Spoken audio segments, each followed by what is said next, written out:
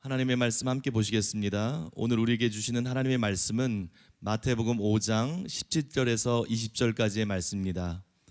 마태복음 5장 17절에서 20절까지의 말씀을 다 같이 읽겠습니다. 내가 율법이나 선지자를 폐하러 온 줄로 생각하지 말라. 폐하러 온 것이 아니요 완전하게 하려 함이라. 진실로 너희에게 이르노니 천지가 없어지기 전에는 율법의 1.1획도 결코 없어지지 아니하고 다 이루리라. 그러므로 누구든지 이 계명 중에 지극히 작은 것 하나라도 버리고 또 그같이 사람을 가르치는 자는 천국에서 지극히 작다 일컬음을 받을 것이요 누구든지 이를 행하며 가르치는 자는 천국에서 크다 일컬음을 받으리라. 내가 너희에게 이르노니 너희 의가 서기관과 바리새인보다 더 낫지 못하면 결코 천국에 들어가지 못하리라. 아멘. 이제 담임 목사님께서 나오셔서 율법은 폐해졌는가 폐해지지 않았는가라는 제목으로 말씀 선포해 주시겠습니다. 세월이 빠르게 지나가지고 벌써 이제 올해 마지막 주일인 것 같습니다. 지난 시간까지 여러분들한테 산상수훈 서론에 대해서 전부 말씀을 드렸고, 이제 오늘부터 산상수훈 본론으로 들어갑니다. 산상수훈 서론의 핵심은 여전히 팔복인데, 그래서 책이 나올 때도 나는 팔복의 사람인가 이런 제목으로 산상수훈 상권이 출판이 됩니다. 이제 산상수훈 본론의 핵심 내용은 서기관과 바리새인보다 나은 의입니다. 서기관과 바리새인보다 나은 의. 그래서 산상수훈 본론을 전부 설교하고 나면 이제 나는 서기관과 바리새인보다 나은 의를 가지고 있는가, 그런 제목으로 산상수훈 이제 중간 책이 출판이 되는데요. 오늘이 그 첫 시간이에요. 오늘이 그 첫 시간이고, 팔복의 말씀도 우리 교회 성도뿐만 아니라 제가 여러 가지 들어보니까 타교회 성도님들도 산상수훈 시리즈 설교를 듣고 많은 사람들이 충격을 받고 변화가 되고, 어떤 사람들은 야 이거 제대로 믿고 신앙생활을 해야 되겠다 그래서 교회를 옮긴 분들도 있고 막 그렇더라고요. 교회는 안 옮겨도 상관없지만 이 진리는 전국의 교회로, 전 세계 교회로 퍼져나가서 영혼들을 깨우고 살려야 될 줄로 믿습니다. 그런 역사가 일어나도록 여러분들이 계속 기도해 주시기를 바라고요. 그 다음에 산상수훈 서론도 우리에게 굉장히 이 개혁을 갖다 줬지만 산상수훈 본론은 또 그에 못지 않습니다. 그 다음에 경험적으로는 팔복이 굉장히 더 중요하지만 기본이 되고, 이제 이론적으로는 이 서기관과 바리새인보다 나은 의에 대한 깨달음과 정립이 절대적으로 중요하기 때문에, 너무나 중요한 의미를 갖고 있기 때문에 주의 깊게 잘 들어주시기를 바라겠습니다. 산상수훈의 본론은 마태복음 5장 17절에서 7장 12절까지입니다.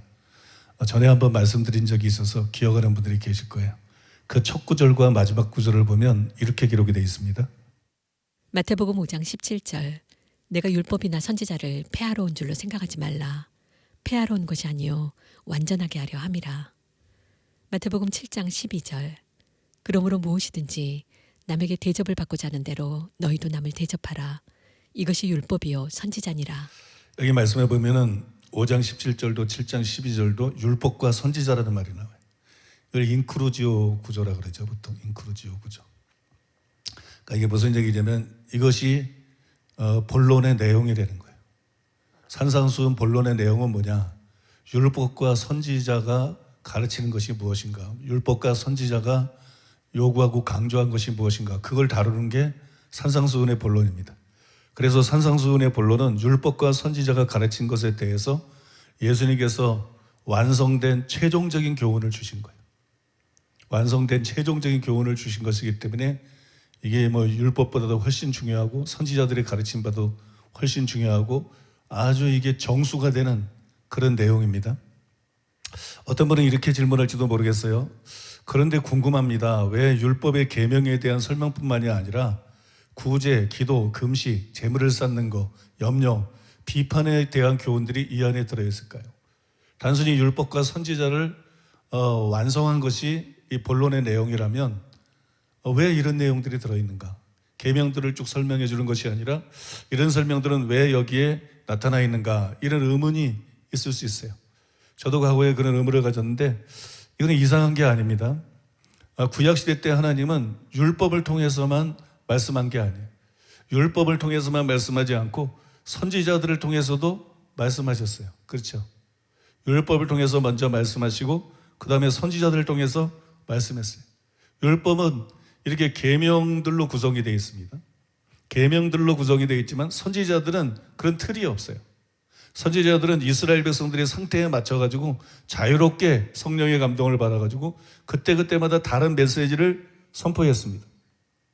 그러므로 5장의 본론 부분, 5장 21절에서 48절, 이 5장의 본론 부분은 율법을 재해석한 것이, 율법의 온전한 의미를 드러낸 것이고, 그 다음에 6장, 7장 뭐 기도라든지 금식이라든지 뭐 다른 여러 가지가 나오는데 6장, 7장의 본론 부분은 구약의 선지자들의 가르침에 해당이 되는 거예요. 5장에서는 율법에 대해서 온전한 의미를 드러내 주시고, 그 다음에 6장과 7장에서는 마치 구약의 선지자들이 선포한 것처럼 예수님께서 신앙인들에게 반드시 필요한 주제들을 무작위로 선지자적으로 그렇게 가르치고 선포하신 내용이 6장과 7장의 본론 부분이라는 거예요. 그렇게 이해를 하시면 됩니다. 6장과 7장의 본론 부분에서 예수님은 제자들에게 율법의 온전한 뜻을 행하되, 예수님이 율법의 온전한 의미를 그 전에 5장에서 드러내셨잖아요. 율법의 온전한 뜻을 행하되 보여주기 위해서 의를 행하면 안 된다. 보여주기 위해서 의를 행하면 안 된다. 그런 외식하는 자가 되면 안 된다. 그러면 바리새인들처럼 될 수 있다. 열심히 신앙생활해도 바리새인처럼 될 수 있다. 그런 교훈을, 그런 경계를 먼저 주고 있어요. 또 회개하고 예수님을 주님으로 영접해서 우리가 구원을 받았는데 탐심에 사로잡히면 주인이 다시 뒤바뀔 수가 있다. 우리가 구원받은 것은 주인이 바뀌었기 때문이에요. 주인이 바뀌었기 때문에 예수님의 피공로로 구원을 받는 것이. 그런데 탐심을 허용을 하게 되면, 그래서 땅에 어리석은 부자처럼 재물을 쌓게 되면, 그러면 주인이 다시 뒤바뀔 수가 있다. 그래서 멸망할 수 있다. 그런 여러분 또 경계를 주고 있습니다. 또한 가난하고 울 수밖에 없는 처지로 인해서 가난하고 울 수밖에 없는 처지로 인해서 우리 마음이 가난하게 됐죠. 그래서 마음이 가난하게 됐는데 가난에서 오는 염려에 과도하게 사로잡히면 역으로 마음밭을 망칠 수도 있고 재림을 준비하는데 실패할 수도 있다. 그렇게 경고하고 계세요. 그리고 자신을 돌아보지 않고 남을 비판하는 일에 몰두하다 보면 바리새인 같은 외식자로 전락할 수도 있다. 7장에 나오는 비판하지 말라는 그런 말씀을 통해서 그런 경계를 주고 계십니다. 예수님께서 선한 목자로서 생명길을 걷고 있는 제자들에게, 생명길을 가고 있는 제자들에게 걸림돌이 될 수 있는 여러 가지를 상세하게 가르쳐 주신 것이, 너희가 신앙생활할 때 제자로서의 나의 말씀을 따르면서 지키면서 살아갈 때 이 계명을 지킬 뿐만 아니라 살인하지 말라, 간음하지 말라, 거짓 맹세하지 말라, 그 외에 여러 가지 이런 계명들을 지킬 뿐만 아니라 특별히 이런 점들을 조심해야 된다. 평생 신앙생활하면서 이런 점 때문에 많은 사람들이 서서히 변질이 되고 이런 점들 때문에 사람들이 서서히 타락이 되고 그러면 버림을 받게 된다. 이게 신앙생활의 걸림돌이다. 신앙생활을 위협하는 걸림돌이다. 우리 영혼을 위협하는 것들이다. 그래서 특별히 이런 것들을 주목해야 되고 이런 것들을 조심해야 된다. 이렇게 선지자들이 교훈을 주었던 것처럼 예수님께서 율법을 해석을 한 다음에 그 다음에 선지자적인 가르침을 그 뒤에 추가하고 계신 것이, 많은 학자들이 마태복음 5장 21절 이하, 그러니까 48절까지요, 계명들을 하나하나 이렇게 너희가 들었으나 나는 너에게 이르노니 이렇게 설명하신 부분들인데, 이 마태복음 5장 21절 이하뿐만 아니라 6장과 7장의 본문도 서기관과 바리새인보다 나은 의를 다룬 것이다, 이렇게 말해요. 이게 이제 일반적으로 성도님들이나 목회자들이 잘 생각하지 못하는 점인데, 서기관과 바리새인보다 나은 의가 단순히 마태복음 5장에 나오는 6가지 반제, 그 6가지 반제에 나온 그 교훈을 지키는 것, 이것만 서기관과 바리새인보다 나은 의라고 착각하기 쉬워요. 근데 예수님은 계속 같은 얘기를 하고 계신 것이, 5장에서뿐만 아니라 6장에서도 7장의 본문에서도 어떤 것이 서기관과 바리새인보다 나은지 연이어서 계속 말씀하고 있는 것. 학자들이 그런 점들을 지적하는 학자들이 많은데 그게 옳습니다. 그러나 그렇다고 할지라도 그 안에 나오는 죄를 지었다 그래서 6장과 7장에 나오는 죄를 지었다 그래서 무조건 지옥 가는 건 아니에요.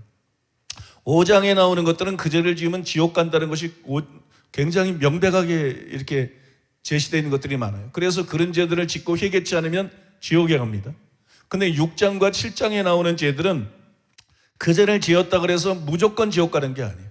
예를 들어서 사람에게 보이려고 의뢰하는 경우에 외식하는 자들인 서기관과 바리새인들 같은 외식이 있는가 하면 이게 예가 적절한지는 모르겠습니다만 갈라디아서에 기록되어 있는 것처럼 베드로형의 외식도 있어요. 서기관과 바리새인도 외식하는 자들이고 그들은 외식하는 자들의 받는 율에 처했어요. 외식하는 자들의 받는 율은 지옥 형벌을 말합니다. 그들은 멸망했어요. 그들은 실제 지옥에 있어요.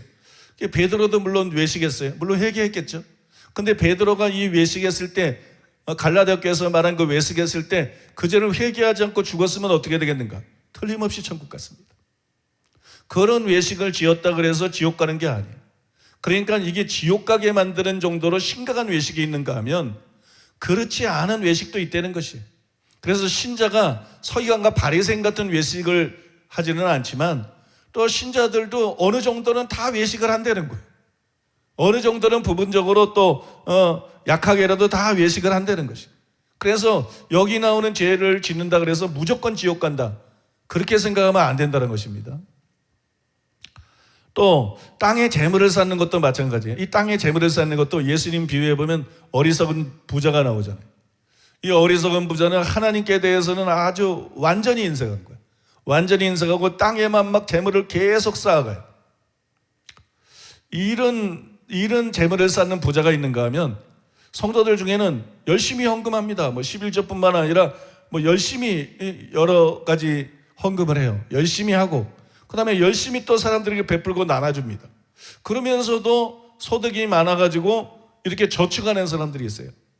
이러면 이 사람이 그러면 예수님 말씀을 어긴 것이고 이 사람의 주인이 하나님이 아니라 재물이고 이 사람은 지옥에 가는 거냐? 그렇지 않다는 것이. 그렇지 않다는 것입니다.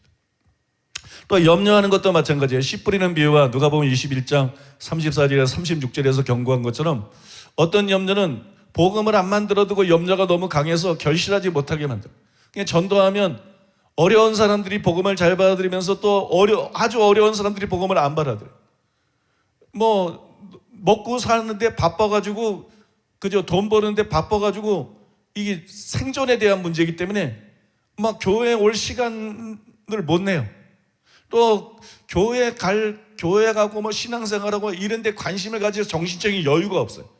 당장 입에 풀칠하고 당장 식상한 문제를 해결해야 되고 어떻게 오늘은 하루 벌어서 먹고 사나 이것 때문에 오히려 또 예수를 안 믿는 많은 사람들이 있어요. 또 그렇게 돈을 벌기 위해서 주일날도 일해야 되고 그죠? 그런 사람들이 있죠. 이래서 여러분 더 교회 나오지 못하고 예수를 안 믿는 그러니까 복음의 씨앗이 결실하지 못하게 만드는 이런 치명적인 염려가 있다는 거예요.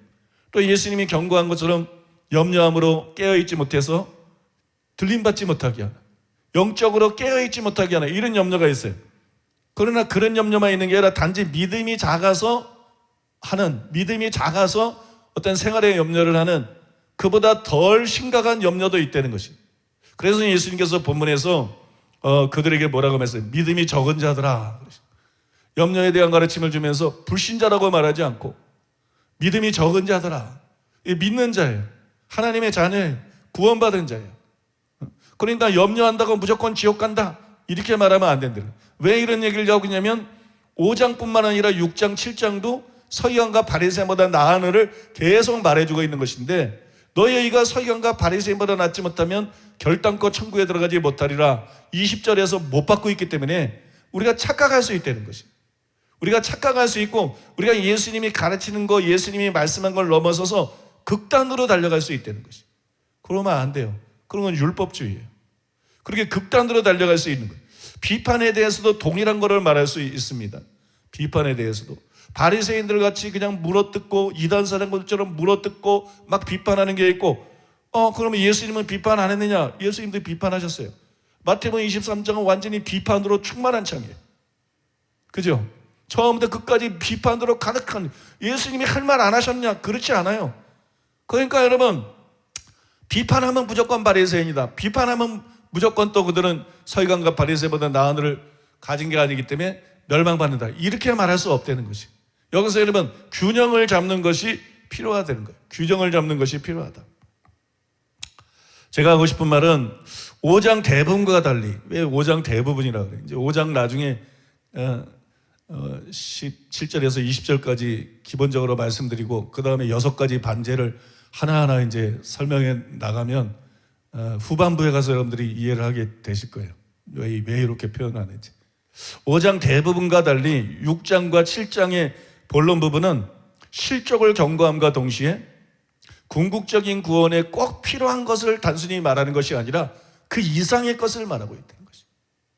버림받지 않는데 꼭 필요한, 궁극적인 구원을 받는데 꼭 필요한 딱 그걸 얘기하고 있는 것이 아니라 그 이상의 수준의 성화, 그 이상의 수준의 우리가 하나님의 말씀대로 어떻게 순종하며 살아야 되는지, 그런 것들에 관해서 말하고 있다는 것이.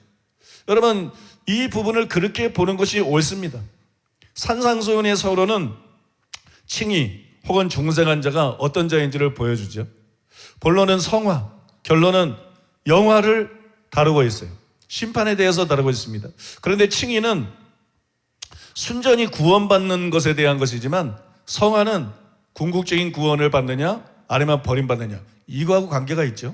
근데 이거하고 관계가 있을 뿐만이 아니라 그 이상으로 주님을 얼마나 닮아가느냐, 완전히 이렇게까지 주님을 얼마나 닮아가느냐, 구원하고 무관한 내용도 거기 있는 것이, 구원을 초월한 내용들이 그 안에 있는 것이. 그런데 산상수훈의 본론은 이 같은 성화를 다루고 있다는 것이, 성화에 대한 부분이라는 것이. 그러니까 이 산상수훈 본론 안에는 야, 너희들이 궁극적인 구원을 받으려면 반드시 이렇게 살아야 돼. 그렇지 않으면 버림받아 천국 못 가. 그게 살인하지 말라, 간음하지 말라, 그러면서 형제에게 미련한 놈이라는 지옥불에 들어가게 되리라. 그 다음에 여자를 보고 음력을 품은 자가 이미 마음에 간음했다. 그러니까 내 눈을 지옥불에 던져지게 내 눈을 뽑아버려라.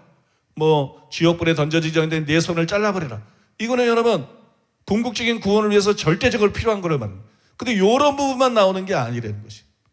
그래서 그런 관점에서만 산상수훈의 본론을 보게 되면 마치 바리새인들이 유대인들에게 질 수 없는 무거운 짐을 진 것처럼 우리 설교자들이 설교를 통해서 영적인 폭력을 행사할 수 있다는 것이. 사람이 질 수 없는, 우리는 그걸 추구하고 계속 성장해 나가야 되지만 무거운 짐을 전부 다, 사람의 신앙 수준과 성장도가 다 다른데 무거운 짐을 지어가지고 아이고 나는 뭐 안 되나 보다. 나는 안 되나 보다. 나는 뭐 구원받은 사람인데도 나는 지옥 가나 보다. 나는 멸망받는가 보다. 이런 좌절감을 줄 수 있기 때문에 굉장히 우리가 이 부분을, 본론을 해석하는 데서 조심해야 된다는 거예요. 그래서 본론은 성화에 대한 것인데, 본래 성화라고 하는 것은 궁극적인 구원을 받기 위해서 반드시 우리가 지켜야 되는 그런 절대적인 부분이 있는가 하면, 예수님을 궁극적인 구원을 받고 이 사람이 버림받을 사람이고 당연히 천국 들어갈 사람이지만 그 이후에 계속 예수님을 닮아가는, 계속해서 성숙하고 성장해가는 이런 부분도 함께 다루고 있다는 것이. 믿습니까? 이런 부분도. 그래서 너무 많이 말씀드리면 나중에 재미없어서 제가 설명들을 이렇게 할 때 항상 절제해서 설명을 하는데, 그래서 여러분 상이라는 말이 뒤에 가서 자꾸 출현하는 거예요. 앞에는 지옥 이런 얘기를 해요. 지옥. 근데 뒤에 가서는 상을 받지 못한다 이런 말을. 두 가지가 여기에 함께 어우러져 있다는 거예요. 믿습니까? 그래서 이것이 궁극적인 구원에 필요한 것은 꼭 궁극적인 구원에 필요한 것으로 아주 사활적으로 강조를 해야 되고, 이것이 상과 관련된 것인 것, 더 성숙하는 것에 관계된 것은 그런 의미에서 또 교훈을 줘서 그걸 추구하게 만들어야지, 그거 가지고 좌절하게 만들거나 그거 가지고 정죄감을 느끼게 만들거나 그렇게 하면 안 된다는 것이. 그래서 성도들이 건전하게 제대로 성장할 수 있도록 그렇게 해야만 된다는 것입니다. 오늘 여러분들한테 오래간만에 섰는데, 오늘은 보통 설교를 하다 보면 첫째, 둘째, 그 다음에 셋째, 뭐 넷째 이러면 설교가 끝나요. 근데 오늘은 여러분이 이제 설교를 듣다 보면 첫째밖에 안 나와요.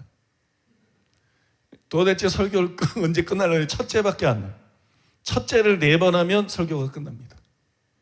둘째는 없어. 셋째도 없고 넷째도 없고 첫째를 4번 하면 설교가 끝나는데, 이런 특징은 왜냐 그러면 이게 본론의 범위가 굉장히 광범위하기 때문에 그걸 조직적으로 설명하려다 보니까 이런 현상이 일어나는데, 자, 이제 첫째입니다. 첫 번째 첫째. 이 첫째는 가로 없는 그냥 일이에요. 그 카페 한번 저기 띄워졌죠? 저런 첫째예요. 한번 따라해 보겠습니다. 나는 서기관과 바리새인보다 나은 의를 가지고 있는가? 자, 이게 첫 번째 첫째입니다. 서기관과 바리새인보다 나은 의, 이게 중요해요. 서기관보다 바리새인보다 나은 의. 이것이 산상수훈 본론 전체의 주제예요. 이게 산상수훈 본론 전체 주제고 전체 제목입니다. 산상수훈의 본론은 크게 둘로 구분이 됩니다. 서기관과 바리새인보다 나은 의를 왜 가져야 되는가? 그 근거를 보여주는 우리가 오늘 함께 읽은 마태복음 5장 15절에서 17절. 이게 첫 번째 단락. 그 다음에 나머지 단락은 훨씬 길죠. 서기관과 바리새인보다 나은 의가 구체적으로 무엇인가? 그걸 보여주는 그 뒷부분이에요. 7장 12절까지의 부분입니다. 그 뒷부분들은 다시 두 가지로 분리해 볼 수 있는데, 율법을 완전케 하신 5장 21절에서 48절. 살인하지 말라, 간음하지 말라, 율법의 계명들을 나는 너에게 이르노니. 예수님이 율법을 폐하러 오지 않고 완전케 하러 오셨다.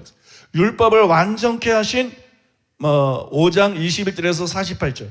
이게 첫 번째 파트고, 그러면은 선지자의 교훈을 완전케 하신. 나는 율법이나 선지자를 완전케 하라. 율법만 완전케 하신 게 아니에요. 그러니까 선지자의 교훈을 완전케 하신 6장 1절에서 7장 12절까지로 그렇게 구별해 볼 수가 있습니다. 저는 예수님이 말씀한 이 순서에 따라서 왜 서기관과 바리새인보다 나은 의를 가져야만 되는가, 여기에 대해서 먼저 설명해 드리고, 그 후에 구체적으로 서기관과 바리새인보다 나은 의가 어떤 것인지 자세하게 여러분들에게 설명을 해 드릴 것입니다. 그런데 그 전에 마태복음 5장 17절에서 20절에 사활적인 중요성을 설명해 드리는 것이 필요할 것 같아요. 아마 여러분 기억하실지 모르겠지만 제가 마태복음 5장 17절에서 20절을 설교할 수 있기를 굉장히 기다려왔어요. 너무 중요하기 때문에. 산상수훈의 최고의 핵심은 이 부분입니다. 산상수훈의 구원받은 자는 어떤 자가 그럴 때는 팔복을 딸 수 있지만, 이 산상수훈 전체 교훈을 볼 때 가장 중요한 건 팔복이 아니에요. 가장 핵심 부분은 팔복이 아니라 바로 우리가 오늘 읽은 17절에서 20절이에요. 이게 사활적으로 중요해요. 요것만 바르게 이해해서도 한국교회가 이렇게 안 됐어요. 개신교회가 이렇게 망가지지 않았어. 나는 이 개신교회가 개혁이 필요한 집단이라고 보고 굉장히 지금 문제가 많다고 보는데, 개신교가 왜 이렇게 됐는가? 개신교가 왜 이렇게 많이 망가졌는가? 세상에 비해 세상의 소금인 교회가 세계 최대교를 비롯해서 세계적인 교회들이 서울에 운집해 있는데 왜 대한민국은 이런 나라가 됐는가?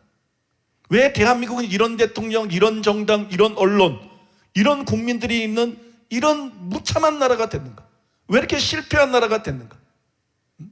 그거는 교회의 실패입니다. 교회의 실패. 그건 개신교회의 실패예요. 그건 교회의 실패고 그건 개신교회의 실패예요. 그럼 교회들이 왜 이렇게 됐나? 마태복음 5장 17절에서 20절만 바르게 이해했어도 절대 이렇게 되지 않았을 것이다.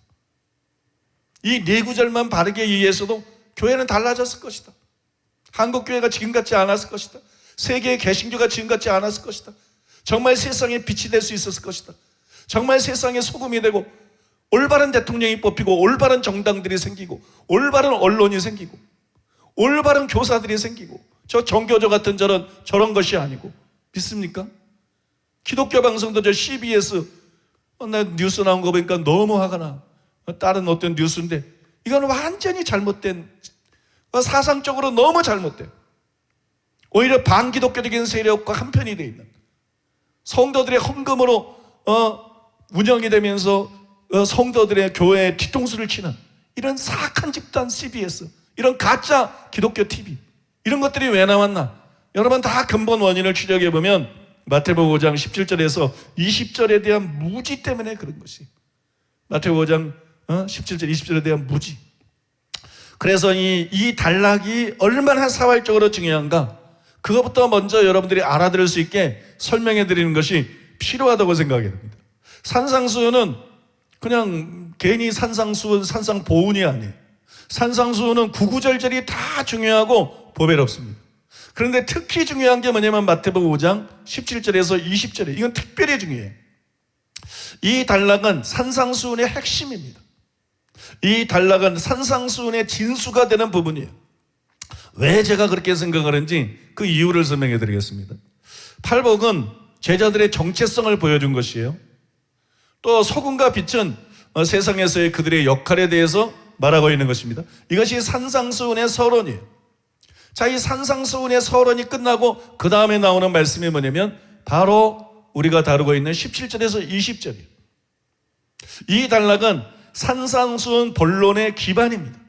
산상수훈 본론의 그런 핵심 메시지들은 다 이거를 기초로 해서 나오는 거예요. 이 위에서만 존재하고 이 위에서만 가능한 메시지인 것이. 이것은 산상수훈 본론의 기반이에요. 나는 율법이라는 선지자를 폐하러 오지 않았다. 그러므로 서기관과 바리새인보다 나은 의를 가지라. 그런 내용이에요. 핵심을 말하면 여기 나오는 내용. 먼저 이것은 21절이와 48절의 근거가 됩니다. 또 6장을 포함해서 본론 전체의 근거가 되기도 합니다. 1년에서 6장에 나오는 사람에게 보이려고 하는 기도, 금식, 구제, 이것들이 모두 바리새인의 특징이에요. 사람에게 보이려고 기도하고, 사람에게 보이려고 금식하고, 사람에게 보이려고, 이게 누구의 특징이에요? 이게 여러분 바리새인의 특징이에요.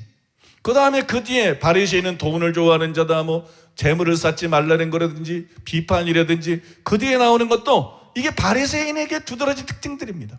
바리새인들에게 두드러진 특징이에요. 그러니까 본론 전체가 너희가 서기관과 바리새인보다 나아야 된다고 그런 결론을 말하고 있는 우리가 읽은 이 단락의 근거에서 설교한 것이라는 거예요. 이 단락의 근거에서 설교한 것이고 이 단락의 근거에서 그런 교훈과 가르침들이 계속 나오는 거예요. 그러니까 결론의 핵심이 뭐냐? 바로 오늘 본문이에요. 믿습니까? 나는 율법을 폐하러 온 게 아니다. 그러니까 서기관과 바리새인보다 나은 의를 가져라. 그러면서 어떤 게 서기관과 바리새인보다 나은지를 쭉 말해준 거니까. 그러니까 이게 얼마나 중요합니까, 여러분? 결론도 마찬가지예요. 본론뿐만 아니라 결론도 마찬가지인데 7장 13절이야 28절이 결론이잖아요. 7장 모르세요 하지 말고 7장 13절이야 28절이 이 결론인데요.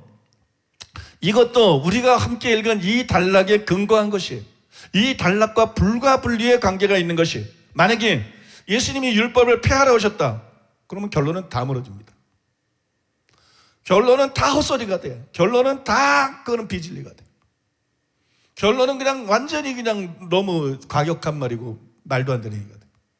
예수님이 율법을 폐하러 오셨다, 그러면 결론의 가르침이 불가능합니다. 구체적으로 설명해 드리면 예수님이 율법을 완전하게 하러 오셨기 때문에 생명으로 인도하는 문이 넓은 문이 아니라 좁은 문인 것이에요. 그래서 생명으로 인도하는 길이 넓은 길이 아니라 좁은 길이시. 예수님이 율법을 폐하러 오셨다면 그건 넓은 길이 되어버렸을 것이에요. 넓은 문이 되고 넓은 길이 되어버렸을 거예요. 예수님이 율법을 폐하러 오지 않았기 때문에 좁은 문이고 좁은 길인 것이에요. 또 여러분, 그래서 서기관과 바리새인보다 너희가 낫지 않으면 결코 천국에 들어가지 못하리라. 요렇게 설교하는 사람만 참된 선지자다. 점잖하다고 참된 선지자가 아니다. 강해 설교 잘한다고 참된 선지자가 아니다. 통합이나 합동이나 고신에 속해 있다고 참된 선지자가 아니다. 그 안에도 거짓 선지자들이 득실득실하다. 누구든지 우리가 예수를 믿기만 하면 서기관과 바리새인보다 나은 의가 없어도 너희 상관없이, 너희 삶과 상관없이 너희는 틀림없이 천국. 요거는 무조건 가짜 목사입니다. 요거는 소경입니다. 요거는 목회에서는 안 될 자예요. 요건 설교에서는 안 될 자예요. 그런데 그런 목사들이 너무 많은 것이 비극 중에 비극이고 이게 그냥 영혼들에게는 위험한 덫과 같아. 영혼들에게는 아주 위험한 덫과 같아. 지옥으로 끌고 가는 사탄의 덫. 예수님이 거짓 선지자에 대해서 분명히 말한 것이, 거짓 선지자는 뭐냐? 좁은 문을 넓은 문으로 만드는 자다. 좁은 길을 넓은 길로 만드는 자다. 믿습니까? 구체적으로 말하는 뭐냐? 서기관과 바리새인보다 의가 낫지 않아도 천국에 들어간다고 헛소리를 외치는 이 가짜 목사들이다. 신학교 만나고 목사 안수나 받은 이 가짜 목사들, 진짜 성경을 연구하고 깨닫지 못한 눈머니 가짜 목사들, 앵무새, 교리의 앵무새들인 이 가짜 목사들, 요거는 누구든지 다 거짓 선지자다. 이게 예수님의 선포예요. 왜 서기관과 바리새인보다 나은 을을 가져야 천국 간다, 그래야 이게 참된 선지자고 나머지는 전부 거짓 선지자가 되는가? 그거는 예수님이 율법을 폐하러 오지 않았기 때문인 것이. 율법을 폐하러 오지 않고 율법을 완전케 하러 오셨기 때문에 이렇게 나눠지는 것이에요, 여러분. 이 엄청나게 중요한 것이에요. 또 예수님이 율법을 폐하지 않고 완전케 하러 오셨기 때문에 주여 주여 하는 자마다 다 천국에 들어갈 수가 없는 거예요. 주님이 율법을 완전케 해서 보여주신 그게 아버지의 뜻이에요. 아버지의 뜻이 뭐예요? 주님이 율법을 완전케 해서 그 의미를 보여주고, 이게 아버지의 뜻이에요. 구약에는 율법을 통해서 아버지의 뜻을 보여주시고, 신약시대 때는 예수님이 그걸 폐하지 않고 완전케 하시고 완전한 의미를 드러내심으로써 우리를 향한 아버지의 뜻을 드러내 주신 것이에요. 이 아버지의 뜻대로 행하는 자라야 들어가리라. 믿습니까? 이 말씀이 성립이 되는 거예요. 또한 선지자 노릇하고 귀신을 쫓고 많은 권능을 행해서도 불법을 행하는 자로 정죄되어 버림을 당하는 자들이 생기는 이유가 뭐예요? 아니, 보통 신자가 아니고 보통 목사가 아니에요. 선지자 노릇하고 귀신을 쫓고 많은 권능을 행하고, 그죠? 어마어마한 사람들이에요. 그런데도 이런 사람들 중에 불법을 행하는 자로 정죄받아서 지옥 가는 사람들이 생기는 이유냐? 예수님이 율법을 폐하지 않았기 때문입니다. 예수님이 율법을 완전하게 하러 오셨기 때문입니다. 만약에 예수님이 율법을 폐했으면 여러분 어겨도 불법이 되지 않아요. 법이 폐해졌습니까? 법이 폐해진 법은 암만 어겨도 그걸 잡아낼 방법이 없어요. 심판할 방법이 없어요. 그건 불법이 되지 않아요. 근데 예수님은 율법을 폐하러 오지 않았어요. 예수님은 그것을 완전케 하러 오셨어요. 그래서 이것을 지키지 않으면 뭐가 되는 거예요? 불법이 되는 거예요. 불법. 아니, 도대체 선지자 노릇하고 귀신 쫓고 많은 권능을 행한 사람이 무슨 죄를 졌길래 이렇게 버림을 받을까? 그래서 불법에 대해서 많은 사람들이 머리를 짜낸다고. 간단한 겁니다. 불법은 산상수훈대로 살지 않는 게 불법인 거예요. 산상수훈대로 가르친 예수님의 말씀대로 살지 않는 게 불법인 것이. 믿습니까? 영성운동에 그런 사람 많아요. 우리는 영성운동 겪어봐서 많이 알잖아요. 세계적인 사도다, 선지자, 그런 사람 많아요. 설교는 어느 정도 하고 설교는 너무 약해. 예언도 하고 예언도 너무 자주 틀려. 치유는 많이 일어나고 조금밖에 안 일어나. 그러면서 양심이 썩어 있는 사람들이 얼마나 많은지. 산상수훈대로 살지 않은 지옥 갈 자들이 얼마나 많으면, 특히 한국 목사들 중에, 한국 영성운동하는 목사들 중에는 90%는 가짜라고 다 보면 돼요. 90% 이상. 어떤 90% 이상은 장사꾼들이고 사기꾼이고 양아치들이라고 보면 돼. 내가 경험을 통해서 그냥 처절하게 알고 있는 것이. 이건 장사꾼들입니다. 불법을 행하는 자들입니다. 지옥 형벌에 던져질 자들입니다. 그럼 왜 이런 일이 생기느냐? 예수님이 율법을 폐하러 오지 않았다는 거예요. 예수님이 율법을 완전케 하러 왔다. 여러분, 마지막으로 집 짓는 자의 비유도 마찬가지예요. 예수님이 율법을 폐하지 않고 완전케 하셨고, 그것을 가르친 게 산상수훈의 본론이에요. 근데 그 산상수훈의 본론이 끝나고 결론에서 예수님이 말씀하는 거예요. 나의 말을 듣고 지키지 않는 자는 모래의 집을 세운 사람 같다. 나의 말을 듣고 지키는 사람은 반석의 집을 세운 사람 같다. 믿습니까? 여러분, 집 짓는 거는 신앙생활하는 모든 거를 말하는 거야. 주일성수, 11조, 봉사, 기도, 새벽기도, 아무튼 구역 활동, 다 말하는 거야. 사사모, 그죠? 부증인 전도다, 다 말하는 거야. 이거 다 하고 아무 소용 없을 수도 있어. 다 헛것일 수 있어. 산상수훈에서 말씀하는 예수님의 말씀을 지키지 않으면. 왜? 예수님이 율법을 폐하지 않았기 때문에. 왜? 예수님이 율법을 완전케 하셨기 때문에. 그래서 그 법으로 심판은 법으로 하는 것이기 때문에. 믿습니까? 그 법으로 마지막 때에 심판할 것이기 때문에. 여러분, 이 일에 힘쓰지 않으면 나머지는 다 허사라는 것이. 이 일에 힘쓰려면 나머지는 다 허사다. 그러니 여러분, 설교할 때 무슨 축복이나 얘기하고 아버지 학교나 얘기하고 심리적인 얘기나 하고 그럴 시간이 어디 있어요?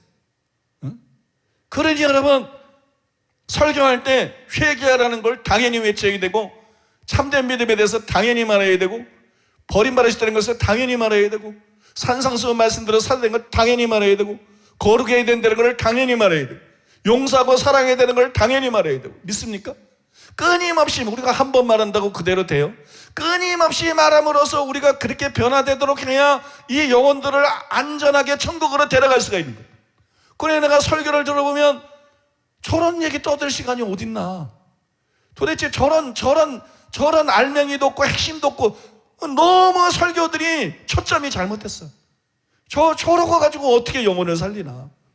저렇게 해가지고 어떻게 성도들의 영혼을 보장할 수가 있나? 안전을 보장할 수가 있나? 성경의 내용이 뭐예요? 구원에 이르는 지혜, 그 다음에 교훈, 책망, 바르게 하는 거, 의로 교육하는 거. 그냥 성경 공부가 아니에요. 의롭게 살게 하는 거. 그러니 여러분, 성경을 제대로 설교하면 뭐가 나오고 있어요? 구원론 얘기하고, 교훈을 주고, 책망을 하고, 잘못된 걸 바로 잡아주고, 그죠? 하나님 말씀대로 살게 만들고. 설교는 그거예요, 여러분. 근데 내가 CBS나 CTS나 설교를 들어보면 뭐가 저렇게들 한가한지, 뭐가 저렇게 진지하지 못한지, 뭐가 저렇게 느슨한지, 펠스 잘 때도 없는 얘기를 하염없이 떠들어대고 있어요. 가짜 목사입니다. 그런 자들은 가짜 목사예요. 소경이에요. 뭐가 중요한지를 모르는 거예요. 뭐가 이게 얼마나 심각한지, 얼마나 절박한지를 모르기 때문에 그렇게 허튼 짓들을 하고 있는 거예요. 설교랍시면서 허튼 짓들을 하고 있는 거예요. 여러분, 산상수훈 본론과 결론에 대해서 말씀드렸잖아요. 산상수훈 본론은 우리가 읽은 17절에 20절 이 단락에서 전부 나오는 것이다. 그죠? 그러면 산상수훈 결론도 이게 아니면 다 무너지는 것이다. 이게 기초가 되는 것이다. 이 기반 위에서 예수님께서 그런 추상 같은 말씀들을 하신 것이다. 그죠? 확 이해가 되죠. 그러니까 여러분, 이게 산상수훈의 기초인 것이에요. 기초. 오늘 보니 17절에 20절이 이게 산상수훈의 근간이고, 이게 기초고 뿌리가 되는 것이에요. 이게 핵심이라는 거예요. 이게 얼마나 중요한 것인지 모른다는 거예요. 이것만 알았으면 설교 그렇게 안 한다는 거예요. 목회 그렇게 안 한다는 거예요. 신앙생활 그렇게 안 한다는 거예요. 목사들부터 그렇게 살지 않는다는 거예요. 여러분 믿습니까? 이게 여러분 본론과 결론뿐만이 아니에요. 서론도 마찬가지예요. 왜 신자가 세상의 소금 혹은 세상의 빛입니까? 그거는 팔복의 사람이기 때문만이 아니라 율법을 완전케 하러 오셔서 율법을 완전케 하러 오신 예수님의 가르침을 법으로 삼고 살기 때문에. 참된 신자는 그냥 믿기만 하지 않습니다. 참된 신자는 예수님의 말씀을 법으로 삼습니다. 믿습니까? 율법이 폐해지지 않았기 때문에. 예수님의 말씀을 법으로 삼고 살기 때문에 이 사람들이 여러분 세상의 빛이 되고 여러분 세상의 소금이 되는 것이고, 그런 역할을 할 수 있는 것이. 더 거슬러 올라가면 왜 신자는 반드시 팔복의 사람이어야 돼요? 지금 소금과 빛에 대해 설명드렸잖아요. 왜 더 거슬러 가서 왜 신자는 반드시 팔복의 사람이어야 되죠? 왜 그런 사람만 참된 제자죠?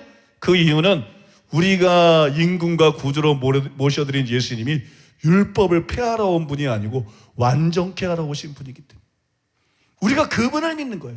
십자가에 달려 돌아가신 분이 바로 그분이에요.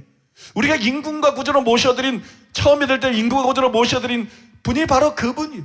그분은 율법을 폐하고 내가 십자가에서 너희 죄를 다 감당했으니까 이제는 아무 문제 없어, 너희가 어떻게 살든 천국은 내가 최대한 보장한다, 이런 분이 아니에요. 그분은 십자가에서 우리 죄를 다 감당하셨을 뿐만이 아니라 그분은 율법을 폐하러 오지 않고 율법을 완전케 하러 오시고, 이걸 지켜야 된다. 이걸 지키는 게 서기관과 바리새인보다 나으다. 그렇지 않으면 너희가 서기관과 바리새인처럼 얼마나 종교적으로 열심히든지 얼마나 열심히 생각했지 너희들은 지옥 형벌을 피할 수가 없다. 이렇게 말씀하신 분을 우리가 임금으로 모시는 거예요. 그러니까 예수님은 처음부터 달랑 믿음만 요구하신 것이 아니라 회개하라고 말하는 거예요. 회개해라.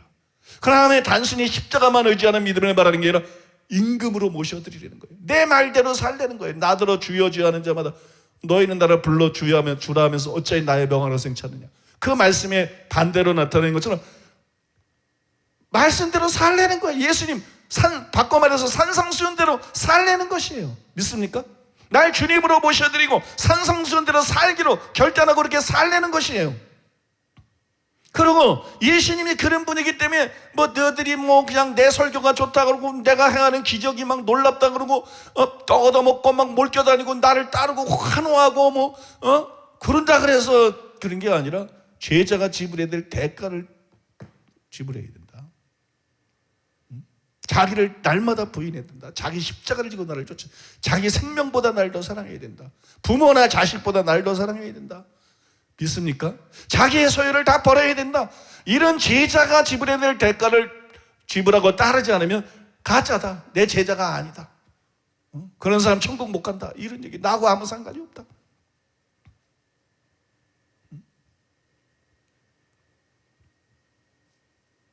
그러므로 마태복음 5장 17절에서 20절은 산상수훈의 본론의 기반일 뿐만이 아니라 산상수훈의 결론이 여기에 기초한 것일 뿐만 아니라 산상수훈의 서론까지도 사실상 이거하고 불가분의 관계인 것이.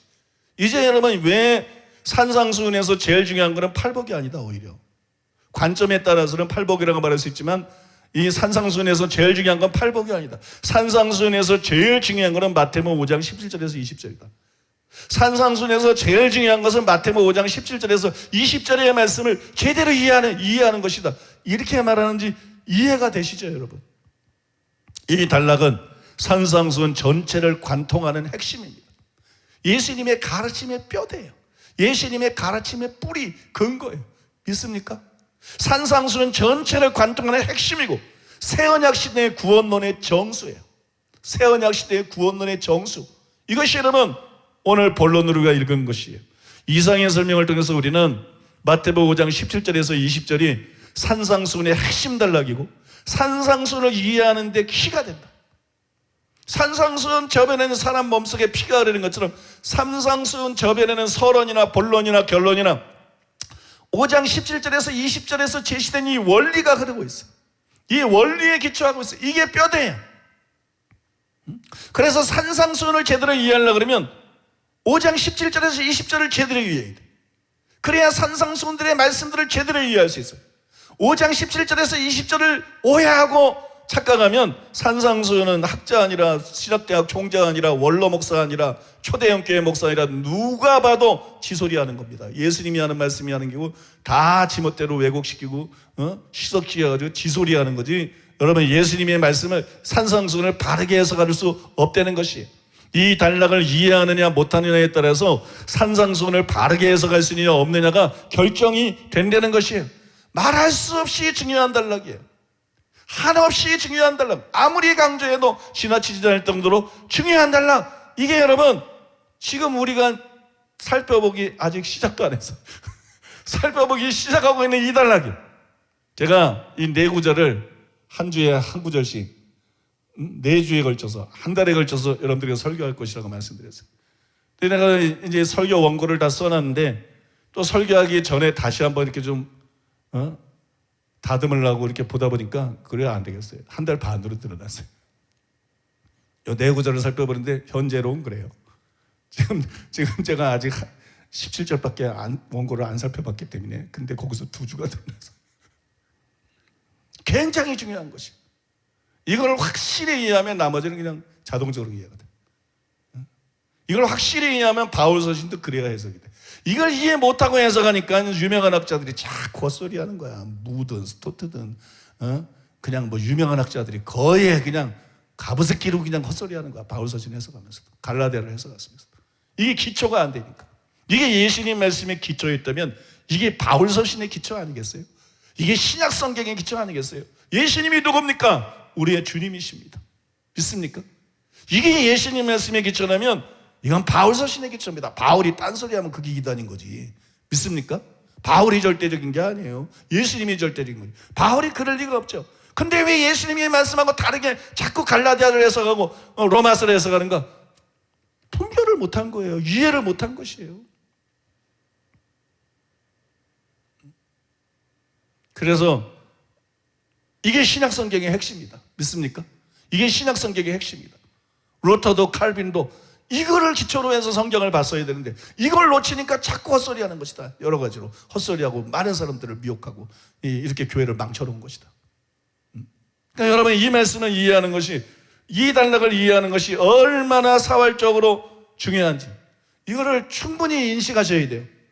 그리고 우리 교회 성도님들은 좋은 사람도 없지만 졸면 안 돼요. 딴 생각해도 안 돼요.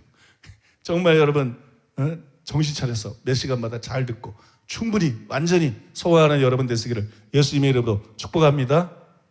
이제 첫째가 끝났어요. 첫 번째 첫째. 자, 두 번째 첫째 따라해 보겠습니다. 왜 서기관과 바리새인보다 나은 은을 가져야 되는가? 이제 가로 첫째죠, 그죠? 가로 안에 있는 첫째. 왜 서기관과 바리새인보다 나은 은을 가져야 되는가? 5장 17절에서 20절을 한번 읽어야 되는데요.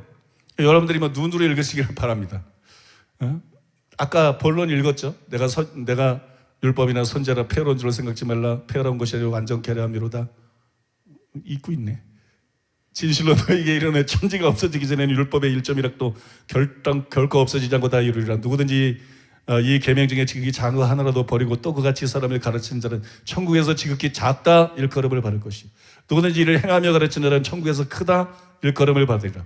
내가 너에게 이르노니 너희가 서기관과 바리새인보다 더 낫지 못하면 결코 천국에 들어가지 못하리라. 이게 바로 그 중요하다는 단락이 믿습니까? 예수님 메시지의 기반이 되는, 바울 서신의 기초가 되는, 이걸 가지고 바울 서신을 이해해야 되는데 이거하고 다르게 이해하니까 전부 실수하는 거예요. 그 다음에 신약 성경 전체에 나오는 구원론과 성화와 영화에 대해서 여러분 이걸 기초로 해서 해석을 해야 돼요. 믿습니까? 이걸 기초로 해서 이해할 때 그 의도를 바르게 이해할 수 있는 줄 믿습니다. 그렇지 않으면 자꾸 칼빈의 의도로 이해해.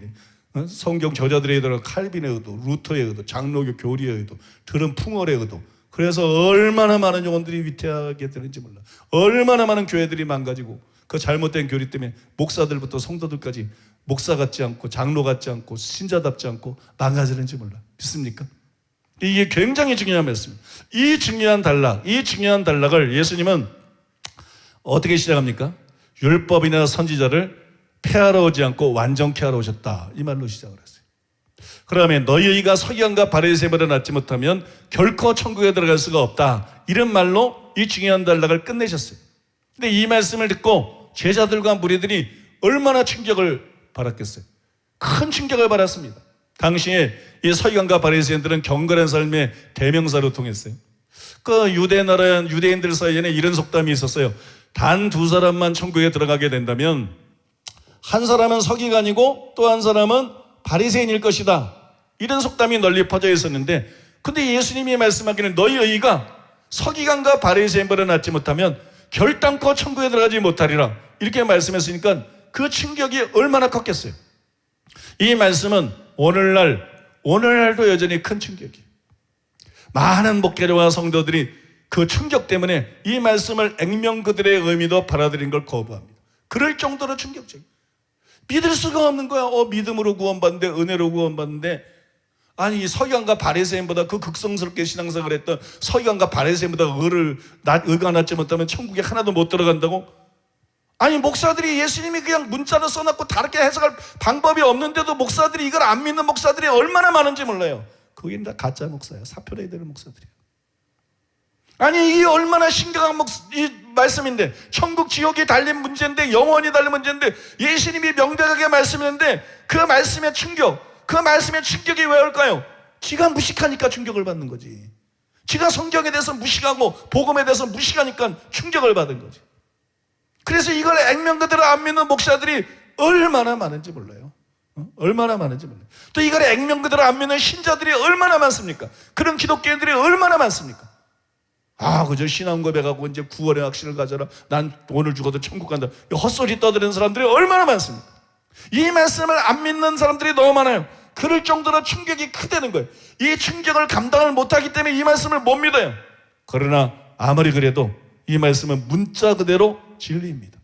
그리고 이것이 이 진리라는 것을 깨닫는 것이 사활적으로 중요한 것이에요. 반드시 우리는 이 진리를 깨닫고 이 진리 위에 서야 되는 것입니다.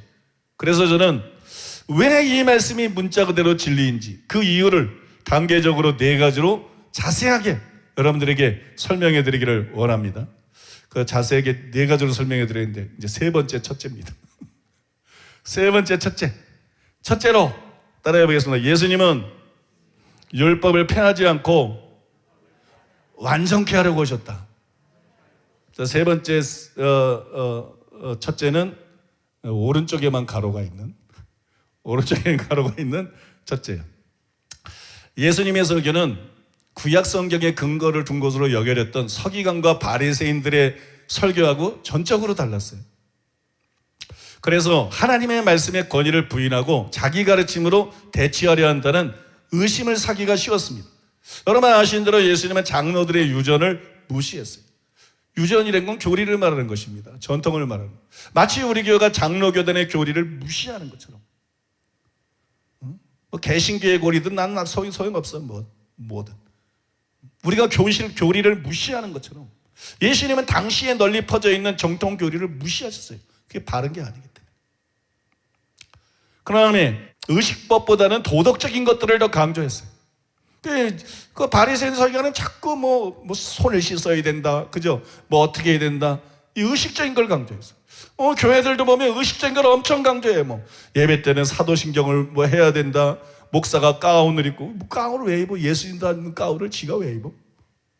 지금 뭐 그렇게 특별하다고 가운을 입어? 교황은 워낙 잘못된 거니까, 카톨릭은 워낙 잘못된 거니까 그대로 그냥 지갈 길 가라 그러고. 여러분, 예수님이 가운을 입었습니까? 사도 바울이 가운을 입었습니까? 베드로가 가운을 입었습니까? 구약의 대제사장들이 가운을 입었지 신약의 예수님도 다른 가운을 입은 적이 없어요. 설교할 때 평상복 입었지. 평상복. 양복 입는 것도 이것도 좀 저기 해야 되고, 왜 맨날 목 졸르고 그러는지 몰라. 예수님은 평상복을 입었어요. 바울도 평상복 입고 다니면서 설교했어요. 베드로도 평상복 입었어요. 그런데 뭐 그냥 목사들이 맨날 주일날 무슨 시커먼 가운 이쁘지도 않아. 시커먼 가운. 이게 다 종교적이고 어떤 성경에 근거도 없는 그냥 지멋대로 만들어낸 의식이거든. 다 같이 경건한 마음으로 주악에 맞춰 묵상 기도 드림으로 예배를 시작하겠습니다. 그럼 땡! 그건 말 그대로 땡이야. 땡동땡도 아니고 땡. 그걸 왜 쳐? 아니, 이거 못 알아먹어, 성도들이? 다 같이 묵상 기도 드림으로 예배 드림. 다 알아듣고 묵상 기도 드림. 땡! 그걸 도대체 왜? 이게 쓸데없는 것들 말이에요. 쓸데없는 거. 그냥 몇 가지 그냥 간단하게 얘기하면 의식. 우리는 의식 같은 거 신경 안 써. 우리는 어떻게 하면 하나님 말씀대로 살까? 그죠? 어떻게 하면 죄를 회개하고 하나님 말씀으로 살까? 예수님하고 우리하고 굉장히 얘기하다 보니까는 유사성이 많아요. 유사성이 많아요. 그다음에 예수님은 세리와 죄인들의 친구였어요. 그죠? 세리와 죄인들의 친구였어요. 그렇기 때문에 더 율법을 반대하고 있다는 오해가 널리 퍼지기 시작했어요. 예수님은 장로 율법에 기초해서 설교할 때는 유대 설교자들하고도 설교가 너무 다르지. 그 다음에 또 장로들의 유전, 유대교의 교리도 막 무시해버리지. 그 다음에 도덕적인 것을 의식법보다도 강조를 하지. 이 의식법이라는 것은 유대교에는 굉장히 의미가 있거든요. 구약의 대부분이 의식이잖아요. 제사부터 해가지고 절기 지키는 거, 그저 음식, 구약의 십계명 뺐고 거에다가 의식이잖아요. 굉장히 이 서기관과 바리새인들의 신앙생활은 의식적인데 예수님이 그 의식 같은 거 초월해버려요. 그죠? 그 예수님은 세리와 죄인들의 친구셨기 때문에 율법을 반대하고 있다는 오해가 널리 퍼져나갔어요. 예수님의 설교를 들은 사람들은 유대인들이었어요. 한국인이 아닙니다. 미국인이 아니에요. 유대인들이었어요. 당연히 그들이 예수님의 설교를 들으면서 뭐로 평가하려고 그러겠어요? 율법을 기준으로 평가하려고 그럴 거라고. 그죠? 율법을 기준으로 예수님의 말씀을 평가를 할 것이에요. 만약에 예수님이 실제로 율법을 폐하는 도를 갖고 있었다면 유대인의 입장에서 보면 이단이에요. 이단. 그러니까 예수님의 설교를 듣는 사람들은 율법과 선지자에 대한 주님의 입장이 뭔지, 그거 알고 싶은 거예요. 그거에 관심을 가질 수밖에 없는 것이. 그래서 예수님께서 본문 17절에 20절에서 그에 대한 대답을 주고 계신 것이에요. 그에 대한 대답을 주고 계신 것인데, 먼저 17절에서 예수님은 단도직입적으로 이렇게 말씀했습니다. 내가 율법이나 선지자를 폐하러 온 줄로 생각지 말라. 폐하러 온 것이 아니요 완전하게 하려 함이로다. 예수님이 율법을 반대하고 있는 것 같아. 예수님이 율법을 폐하고 있는 것 같아. 예수님은 율법과 다른 가르침을 주고 있는 것 같은 생각이 막 있고, 사람들이 염려하고 궁금해하고 알고 싶어. 예수님이 전국을 찔러서 대답해. 내가 율법이나 선지자나 폐하러 온 줄로 생각지 말라. 폐하러 온 것이 아니요 완전하게 함이로다. 우리 교회 설교 들으면 칼빈도 인정하네, 루터도 인정하네, 교리 휴지 조각으로 알아 막 얘기하면 뭐 성경하고 다른 것 같아. 근데 굉장히 성경적이죠. 마찬가지. 여기 율법이나 선지자라는 말이 나오는데 이거는 구약 성경을 뜻합니다. 왜냐하면 구약 성경은 율법과 선지자로 요약할 수 있기 때문에, 율법서와 선지자서로 요약할 수 있기 때문에. 그러므로 이 구절의 주된 의미가 뭐냐? 이 구절의 주된 의미는 나의 사명이 성경의 권위를 부인하는 것이라고 생각하지 말라. 나는 그런 사명을 띠고 온 사람이 아니다. 나는 성경의 권위를 부인하지 않는다. 율법과 선지자로 구성되어 있는 구약 성경의 권위를 나는 부정하지 않는다. 복음서를 보세요. 복음서에 보면 예수님은 여러 차례 구약 성경이 영감된 하나님의 말씀이라는 것을 인정했어요. 그뿐만이 아니라 예수님은 성경을 존중하셨습니다. 그다음에 예수님은 성경에 따라서 모든 행동을 하셨어요. 그래서 마태나 복음서의 저자들이 그럴 때 이 행동은 어떤 말씀을 이룬 것이다, 이 행동은 어떤 말씀을, 예수님은 성경에 입각해서 모든 행동들을 하셨어요. 특히 여러분 이 구절에 있는 율법을 폐하러 온 것이 아니라는 선언이 굉장히 중요합니다.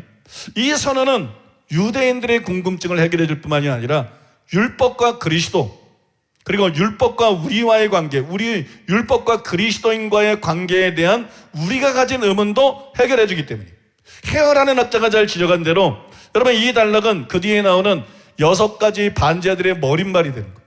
6가지 반제들의 어떤 근거와 기초가 되는 역할을 할 뿐만이 아니라 예수님과 율법의 관계, 또 예수를 믿는 자들과 율법의 관계, 그거를 보여주는 것이 바로 본문이에요.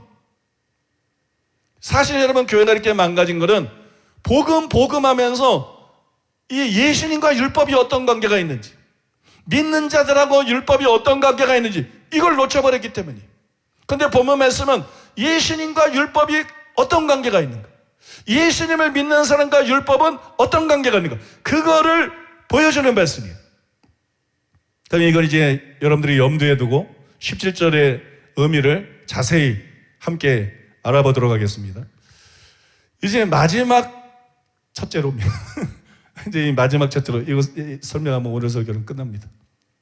마지막 첫째로 따라해 보겠습니다. 율법은 폐해졌나 폐해지지 않았나? 이제 동그라미에 들어가 있는 1번입니다. 율법은 폐해졌나 폐해지지, 진짜 두 번째가 한 번도 안 나오죠. 이제 이 다음부터 2, 그리고 이제 동그라미 2, 동그라미 3 이러면서, 그래야 또 이제 가로 2 이렇게 넘어가고 이러는 건데. 자, 율법은 폐해졌나 폐해지지 않았나? 예수님은 자신이 율법을 폐하러 오지 않았다 단언하셨어요. 나는 율법을 폐하러 오지 않았다. 요한복음 10장 35절에도 같은 말씀이 있는데 예수님이 말씀한 거예요. 성경은 폐하지 못하나니. 율법과 선지자가 결국 성경, 구약 성경을 말하고 있는 거니까 같은 말씀. 성경은 폐할 수 없다고 주님이 말씀해요.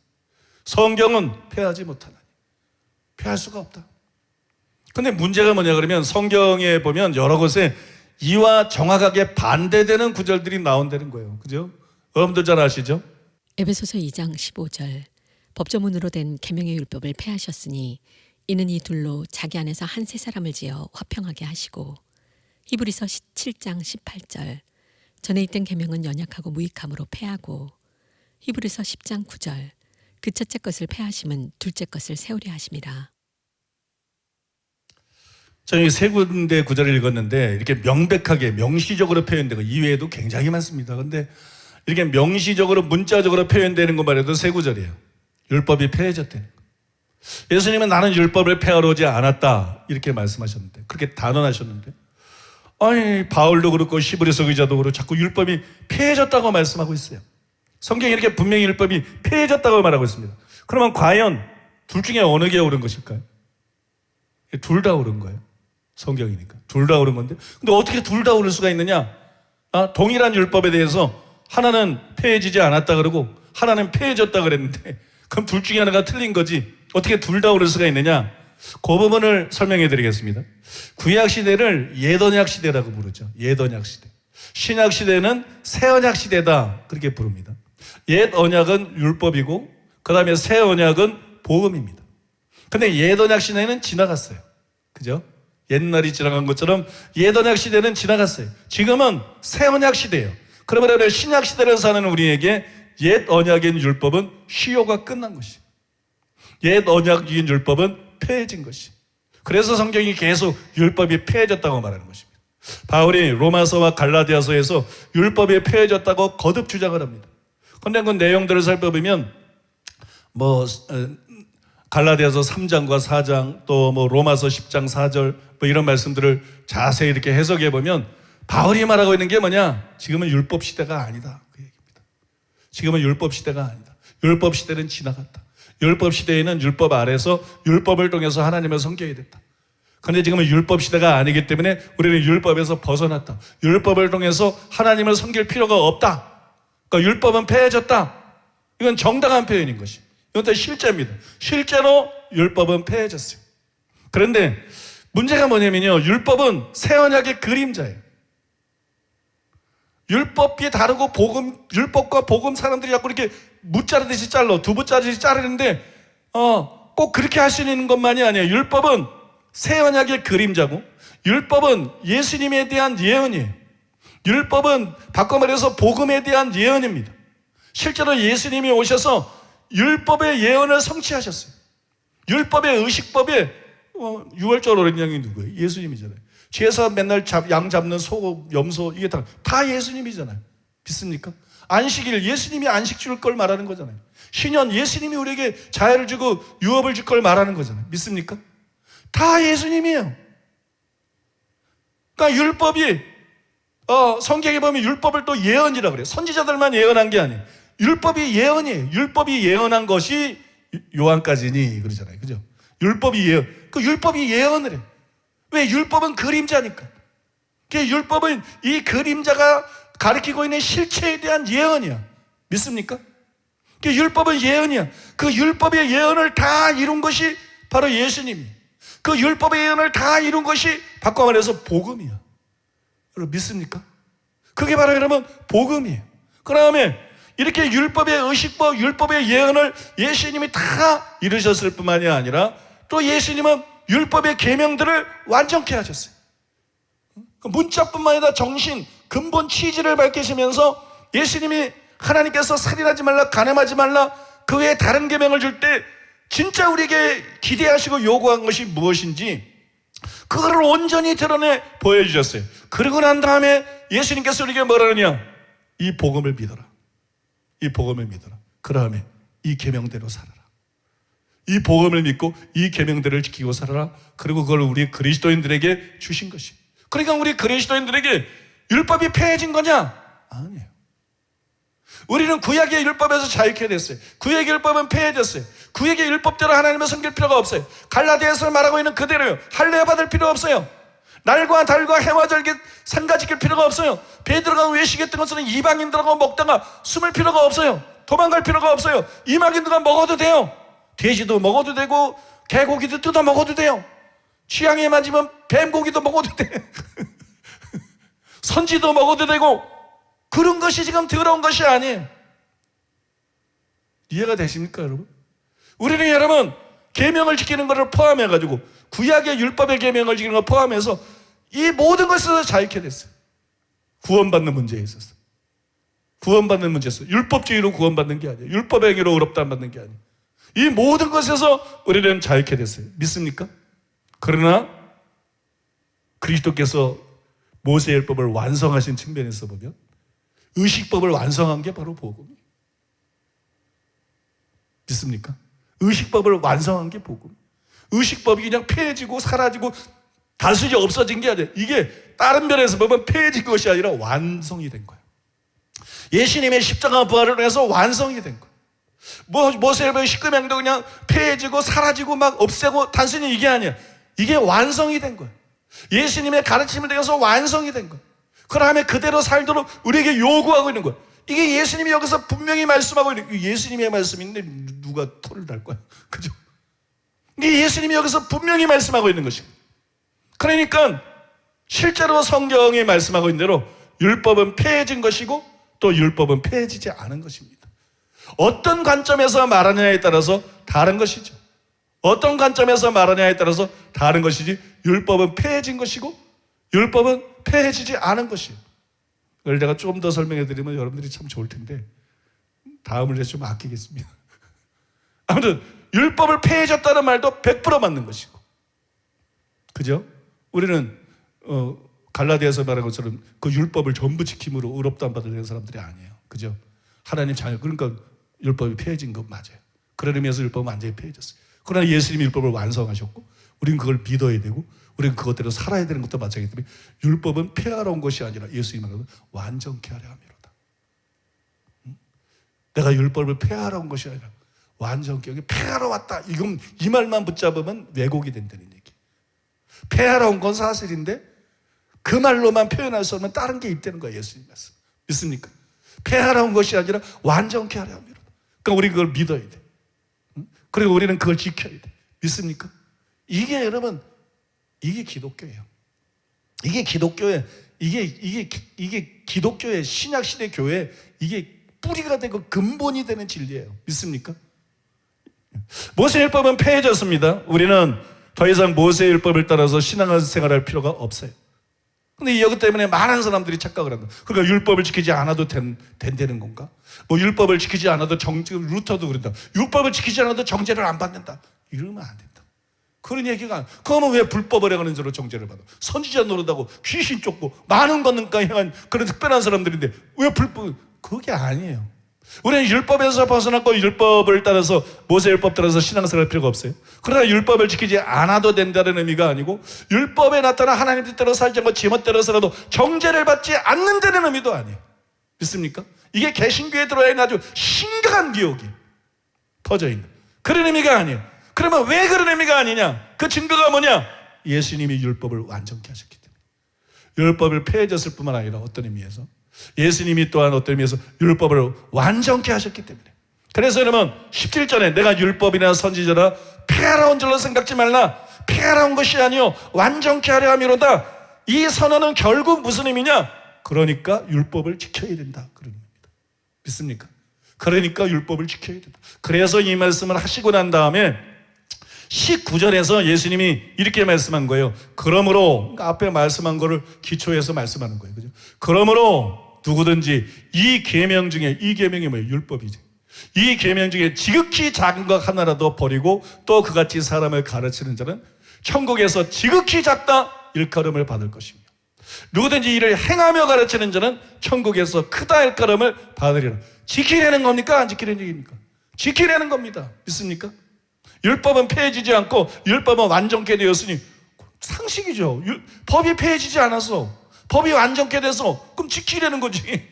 그러니까 여러분 예수님 말씀은 지키려는 것이에요. 그래서 캠벨 몰간은 이렇게 말했어요. 내가 율법이나 선지자라 폐하러 온 줄로 생각지 말라. 이 말이 무슨 뜻인가에 대해서 이렇게 설명한 거예요. 내가 율법이나 선지자라 폐하러 온 줄로 생각지 말라. 요거를 딱 인용하고 이렇게 말했어요. 나는 도덕을 약화시키기 위해서 온 것이 아니다. 나의 통치 안에는 방종이란 있을 수가 없다. 이 율법들 가운데 그 어느 것도 나의 나라에서 폐함받지 않을 것이다. 내가 왔다고 해서 폐기되는 것은 아무것도 없다. 이게 무슨 얘기냐? 이 말씀의 의미가 바로 이 뜻이다. 그렇게 쓴 거예요. 내가 율법이나 선지자라 폐하러 온 줄로 생각지 말라 그러고 줄 하나 찍고, 이 말씀의 의미가 바로 이런 뜻이다. 예수님이 이 말을 통해서 지금 이렇게 말씀하고 있는 것이다. 이렇게 말씀하고 있는 것이다. 다시 한번 읽을까요? 나는 도덕을 약화시키기 위해서 온 것이 아니다. 나의 통치 안에는 방종이란 있을 수가 없다. 이 율법들 가운데 그 어느 것도 나의 나라에서 폐함받지 않을 것이다. 내가 왔다고 해서 폐기되는 것은 아무것도 없다. 또 IVP 성경 난제 주석이라고 있어요. 이게 이제 상식 일반적인 책이 아니라 굉장히 전문적인 책이에요. 성경의 난제들만 세계적인 학자들이 여러 명이 모여가지고 다 이렇게 분담해가지고 연구를 해서 쓴 거예요. 물론 성경이 아니까 완벽하지는 않습니다. 근데 여러분, IVP 성경 난제 주석에 보면 이렇게 써 있어요.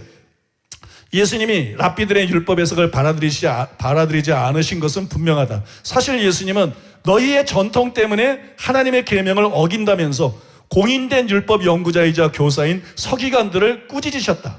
예수님은 서기관들이 율법 적용을 통해 무거운 짐을 묶어 사람의 어깨에 지운다고 말씀하셨다. 이와 대조적으로 예수님은 나의 멍에를 메고 내게 배우라. 내 멍에는 쉽고 내 짐은 가벼움이라 라고 초대하셨다. 그 다음이 중요합니다. 하지만 예수님은 하나님의 율법의 요구를 약화시키지 않으셨을 뿐만이 아니라 서기관과 바리새인이 요구한 것보다 낮은 의의 기준을 권장하지도 않으셨다. 도리어 예수님은 천국에 들어가려면 서기관과 바리새인의 의를 뛰어넘는 의가 필요하다고 역설하셨다. 정확하게 표현한 것이. 그러면 여러분, 우리는 예수님이 율법을 폐하러 오지 않았다, 이걸 놓치면 안 돼. 이걸 명심해야 돼. 이걸 명심해야 돼. 예수님은 루터가 이걸 몰랐어.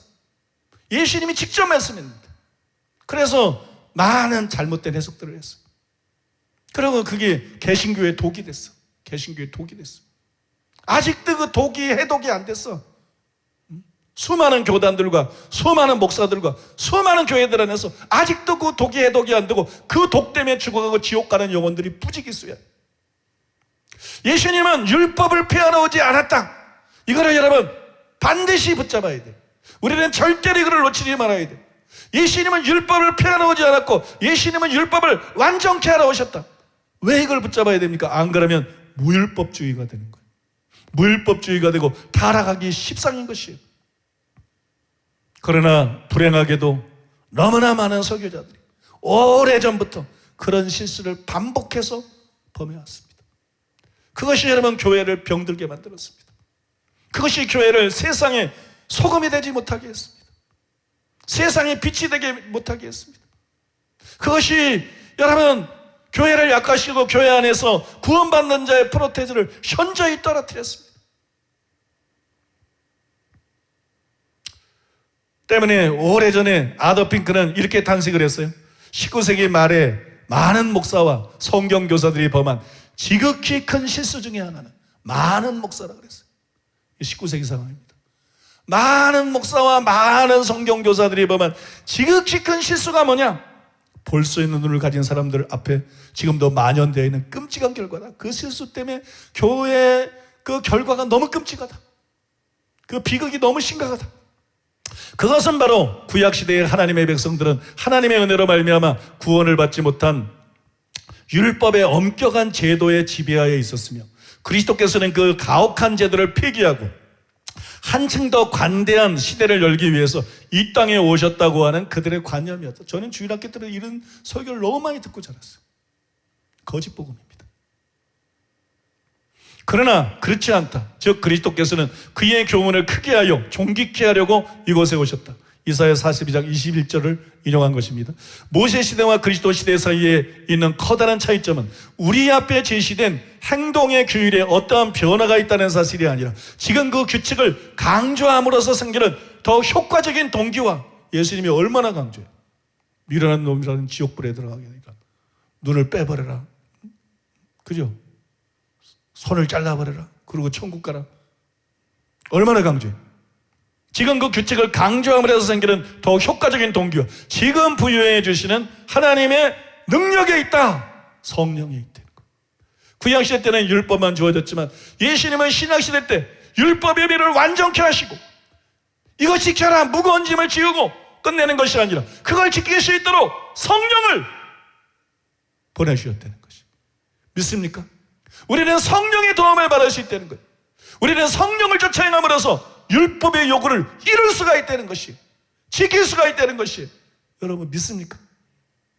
이것이 다른 것이지 구약시대 때에는 율법을 지켜야 됐었고 신약시대 때는 율법을 지키지 않고 예수님만 믿으면 안 되고 이건 완전히 이단 사설이고 이건 기독교도 아니고 도대체 이런 헛소리들은 어디서 나온 것인지 예수님이 내가 율법이나 선지자나 폐하러 온 것이 아니라고 분명히 말씀했는데, 구약시대나 신약시대나 달라진 것은 이 계명들을 지켜야 되는 게 달라진 것이 아니고, 믿습니까? 지켜야 되는 게 달라지는 게 아니고 성령을, 예수님이 그 의미를 더 분명하게 드러내시고 오히려 강화하시고, 그리고 성령을 부어주셔서 그거를 지킬 수 있도록 하셨다는 것이 다를 뿐이다, 그렇게 말하고 있는 거예요, 여러분. 또 우리 시대의 유명한 설교자, 이게 19세기 문제만이 아니라고요. 그 전도 마찬가지고, 우리 시대의 유명한 설교자 로이드 존즈는 다음과 같이 지적을 하면서 간절히 호소했습니다. 기독교인은 이제는 자기와 하나님과의 언약관계로서의 율법 아래에 있지 않습니다. 모세율법 아래에 있지 않다는 얘기죠. 하지만 그렇다고 이것이 생활의 규범으로서의 율법으로부터 해방된 것을 의미하지는 않습니다. 우리에게 문제거리가 온통 일어나는 것은 율법과 은혜와의 관계에 대하여 우리가 혼동을 일으키기 때문이라고 생각합니다. 이것을 이렇게 표현해 보겠습니다. 우리는 율법에 대하여 그릇된 견해를 갖고 있으며 율법을 은혜와 반대되는 무엇으로 생각하는 경향이 있다는 것입니다. 하지만 그렇지가 않습니다. 율법은 한때 율법의 언약이 있었다는 의미에서만 은혜와 반대됩니다. 거짓된 율법관에 빠져들지 않도록 조심해야 하겠습니다. 동시에 거짓된 은혜관을 갖고 있는 사람들도 있습니다. 그들은 은혜는 율법과 별개의 것이며 율법과는 상관이 없다고 생각합니다. 이것은 도덕률 폐기론이라고 불리는데, 되는 대로 태만하게 빈둥거리며 죄 짓는 삶을 살기 위해 은혜론을 악용하는 사람들의 생활 태도라고 하겠습니다. 그들은 말하기를 나는 율법 아래 있지 않고 은혜 아래 있다, 그러므로 내가 무슨 짓을 하든 문제가 없다라고 합니다. 바울 로마서 6장에서 이 문제를 다루며 은혜를 더하게 하려고 죄에 거하겠느냐? 그럴 수 없느니라 라고 했습니다. 이것은 절대 그릇되고 거짓된 은혜관입니다. 은혜의 전 목적은 어떤 의미에서 우리로 율법을 지킬 수 있게 하기 위함입니다. 은혜란 무엇입니까?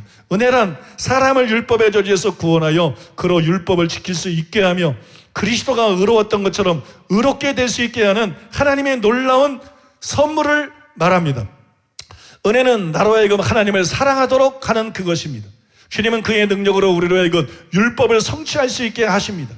우리 주님이 19절에서 말씀을 계속하시는 까닭도 이 때문입니다. 그러므로 누구든지 이 계명 중에 지극히 작은 거 하나라도 버리고 또 그같이 사람을 가르치는 자는 천국에서 지극히 작다 일컬음을 받을 것이요, 누구든지 이를 행하며 가르치는 자는 천국에서 크다 일컬음을 받으리라. 이 말씀은 주께서 돌아가시기까지 3년의 짧은 세월 동안 주님과 함께 있었던 제자들에게만 주신 말씀이 아닙니다. 이게 참 중요한데요. 예수님이 율법을 폐하지 않고 완전케 하시고 그걸 지키라 그러셨어요. 근데 이거는 3년 동안 주신 말씀이 아니다. 교회가 세워지고 바울이 나타나고 이게 바뀔 수 있는 게 아니라는 것입니다. 바울 서신을 이렇게 이거하고 반대되는 개념으로 해석하면 로마서를 잘못 오해한 것이 되는 거예요. 갈라디아서를 잘못 오해한 것이 되는 거예요. 이해가 되십니까, 여러분? 이 말씀은 주께서 돌아가시기까지의 3년의 짧은 세월 동안 주님과 함께 있었던 제자들에게만 주신 말씀이 아닙니다. 이 말씀은 영원하고 영속적인 말씀입니다. 주님은 이것을 다시 마태복음 7장에서 강력히 주장하셨습니다. 나더러 주여 주여 하는 자마다 천국에 다 들어갈 것이 아니요 다만 하늘에 계신 내 아버지의 뜻대로 한 자라야 들어가리라. 그 하나님의 뜻이란 무엇입니까? 십계명과 도덕법입니다. 이 법들은 폐하지 않았습니다. 뒤에 가서 생각해보려 합니다만 우리 주님은 그렇다, 너희가 서기관과 바리새인보다 더 낫지 못하면 결단코 천국에 들어가지 못하리라고 하셨습니다. 이걸 왜 인용하냐면 폐해지지 않았으니까, 지켜야 되니까. 예수님의 완전케 한 율법을 지키는 것이 서기관과 바리새인보다 나은 의니까. 그런데 서기관과 바리새인보다 의가 낫지 못하면 결코 천국에 들어갈 수 없으니까. 그러니까 그거는 필히 지켜라, 그런 뜻이죠. 반드시 지켜라. 모든 제자들에게, 모든 신자들에게 산상수훈에서 예수님께서 설명하시고 완전케 하신 그 계명을 반드시 지켜라. 필히 지켜라. 목숨을 걸고 지켜라. 그런 얘기 아닙니까, 여러분? 또 우리나라의 이동원 목사님도 이렇게 지적을 했습니다. 대부분 예수를 믿는 사람들, 아주 잘 믿는 사람들이 이런 입장을 많이 취하고 있습니다. 믿기는 대단히 잘 믿으려고 노력하지만 잘 못 믿는 사람들. 표현이 무척 이상하지만 그런 사람들이 무율법주의적 입장을 취하고 있습니다. 신앙이 좋은 척하지만 무율법주의적인 입장 갖고 있는 사람 많습니다, 여러분. 복음, 예수님의 피, 십자가, 은혜, 오직 믿음 얘기하면서 결국 하나님 말씀대로 살지 않아도, 결국 율법을 지키지 않아도, 결국 서기관과 예수님이 말씀한 것처럼 서기관과 바리새인보다 나은 애가 없어도 자기가 최소한 천국 간다고 믿고 있는 이단자들, 그런 목사들 많습니다. 그런 장로들, 그런 신자들 너무 많습니다. 이동원 목사님이 그걸 지적하고 있는 거예요. 근데 제가 뭐 꼭 이동원 목사님 말을 인용할 필요는 없는데, 가끔 이렇게 인용을 하는 것은 뭐 적절하게 말한 부분들이 있어서 매력이 있어서 인용하기도 하지만, 이러면 사람들이 굉장히 안정감을 느껴. 우리 성도님들이 다 신뢰를 하는데 타교의 성도님들도 산상수훈 설교를 들으면서 굉장히 관심을 갖고 듣거든요. 그거 막 충격, 정말 그런가 그러다가 로이드 연주가 그랬대. 그러면 그런 거야.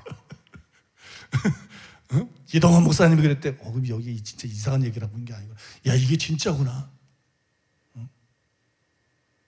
이런 안정감을 준다고. 그런 의미에서 이동원 목사님의 말 하나 더 인용하겠습니다. 예수님을 믿고 난 후에 그리스도의 삶을 한마디로 표현한다면 그것은 의의 생활입니다. 참으로 우리가 구원받은 증거가 무엇입니까? 우리가 하나님의 은혜를 깨닫고 믿음으로 의롭다함을 받았다는 증거가 무엇입니까? 내 생활 속에 나타나는 의입니다. 만약 우리의 생활 속에 하나님의 의가 나타나지 않는다면 내가 예수님을 믿는다는 것은 허위입니다. 아직도 참으로 예수님을 믿는 것이 아닙니다.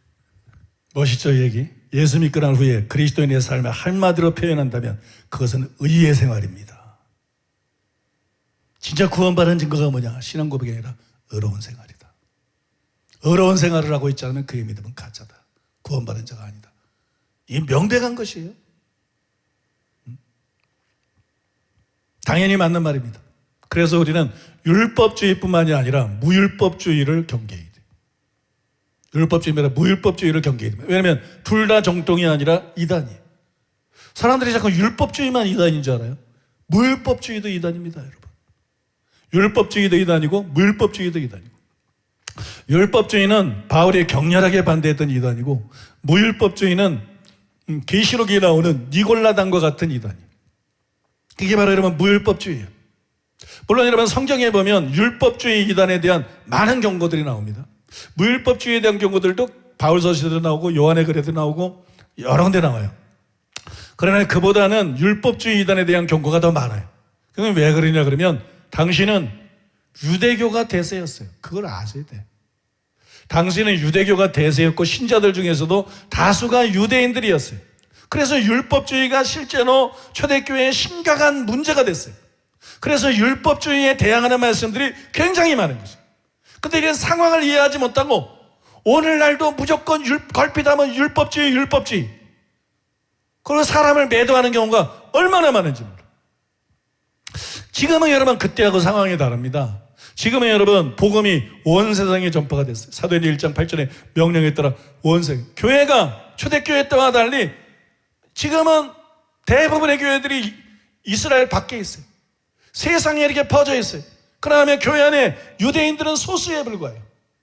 그죠? 소수에 불과해요. 뭐 교회 안에서 누가 할례 받아야 된다, 뭐 절기들을 지켜야 된다, 히브리 관점 헛소리하는 사람 일부 있지만 그거는 뭐 너무 적은 무리고 잘못된 사람들이고. 그런 사람들은 없어요, 여러분.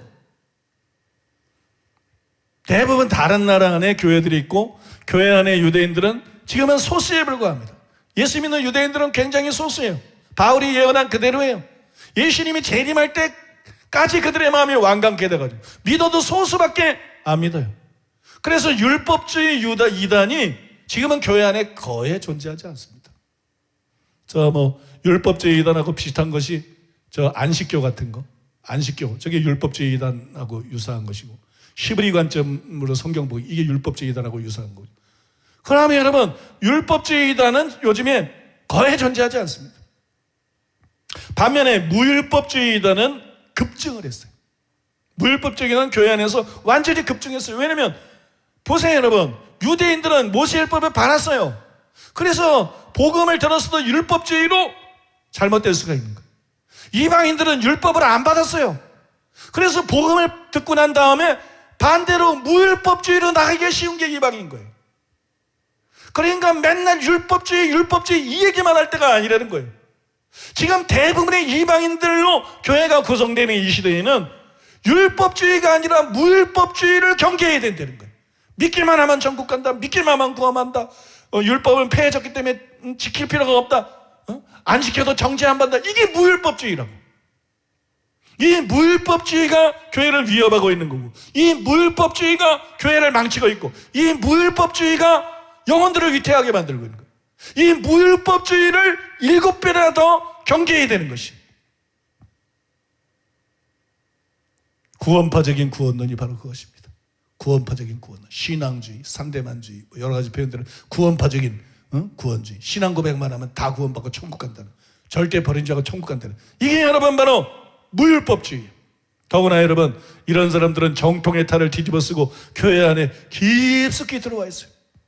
심지어 초대형 교회 목사들도 무율법적인 이단자가 들이 있어. 신학대학 교수들이나 유명한 설교자들이나 이단 사냥꾼들은 뭐 거의 다 무율법적인 이단자들이에요. 이단자들이 이단 분별을 한다고 설치고 있는 거.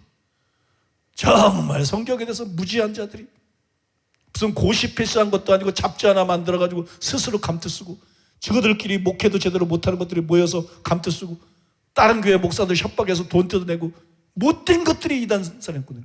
그런 것들한테 통합, 합동, 고신, 백서, 거대 교단들이 분별 없이 노란하고 아주 요지경 세상이에요. 이런 무율법적인 이단들이 얼마나 교회 안에 들어와 있고, 성경대로 외치는 거를, 이걸 무율법주의 관점에서 보니까 그게 예수님이 외친 말씀이고, 그게 바울과 성령제자들이 신약 성경의 메시지인데, 그걸 율법주의라고 제멋대로 떠들어야 되는 거야. 매도를 하고. 참 어리석은 일이고, 회개치 않으면 심판이 있을 것입니다. 한국교회는 정말 속고대제하고 회개해야 돼. 한국교회는 사랑하는 교회 앞에 속고대제하고 회개해야 돼. 모여가지고 얼마나 그들이 악을 행했는지, 얼마나 마귀의 편에 서가지고 중세 암흑시대 같은 못된 짓들을 저질렀고 지금도 그런 짓들을 저지르고 있는지. 이 뿌리를 보면 무율법주의예요. 무율법주의. 아니, 내가 옛날에도 성경대로 우리 의가 서기관과 바리새인보다 낫지만 결단과 천국 들어가요. 그러니까 이단 사냥꾼들이 뭐 율법주의다. 그게 무슨 율법주의? 예수님 말씀 그대로인데. 대구의 권성수 목사도 율법주의다. 이 무식한 것이 말이야. 신학대학 교수나 했지 성경에 대해서 무지한 자가 예수님의 말씀 그대로 말한 걸 갖다가 그러면 뭐 예수님이 이단이야? 자기 해석이 잘못된 걸 모르고. 여러분 지금 대부분의 세계적인 유명한 학자들은 전부 제가 해석하는 것처럼 해석합니다. 아니 무식한 어중이 떠중이 학자 아니고 그럼 실력 있는 학자들은 거의 대부분이 제가 말한 것처럼 서기관과 바리새인보다 너희가 낫지만 결단과 청구 들어가지 못해요. 다 그렇게 해서. 근데 권성수 같이 실력도 없는 것이 말이야. 그런 글이나 써서 인터넷에 아직도 회개를 안 하고. 응?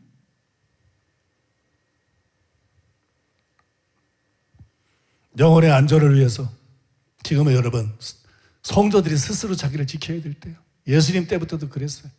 그래서 소경이 소경을 입는다면 줄당돌에 빠진다. 예수님이 그런 경고한 거예요. 그건 무조건 믿고 따라가고 이런 거 안 됩니다. 우리에게 말씀이 주어져 있습니다. 우리에겐 진리의 영이신 성령이 주어져 있습니다. 믿습니까? 말씀 따라 분별하면 베레아 사람처럼 여러분 바울의 설교도 분별할 수 있는 것이고 상대가 누구든 설교 분별할 수 있는 것이에요. 진리의 영이신 성령이 우리 안에 있어요. 우리의 지식의 정도가 문제가 아니에요. 진리의 영이신 성령이 기름 부음으로 우리를 가르치고 있어요. 참되고 거짓이 없는 진리가 무엇인지를 우리의 영의 사인을 통해서 가르쳐주고 있어요. 사인을 주고 가르쳐주고 있어요. 그래서 말씀에 청렴하고 그 다음에 성령을 의지하면 누구든지 분별할 수 있어요. 근데 우리가 가장 먼저 분별해야 될 게 뭐냐? 바로 이 무율법주의입니다.